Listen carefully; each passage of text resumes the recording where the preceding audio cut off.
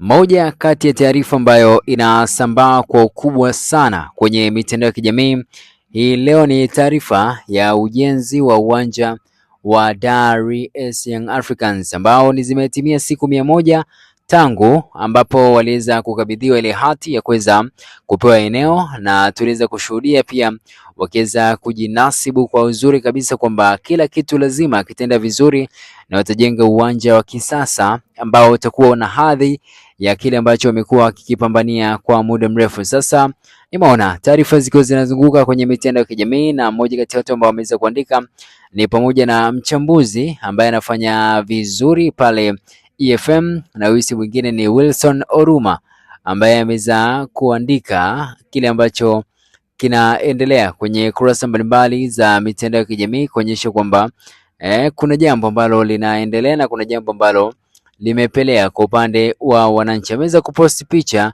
ya Engineer Harry Said na kuandika hivi: kama kawaida yake grocery ya soka.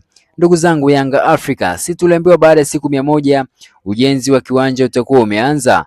Leo ni siku ya 100 taslim. Hebu jaribuni kuuliza mipango unaendeleaje, msikae kizembe sana wananchi. Kuchukua ubingwa au kumfunga Simba sio kitu kipya Yanga Africa, isipokuwa uwanja. Timu hii inabeba mataji tangu enzi za mzee Ngozoma Jabir Katundu na kina Tabu Mangala.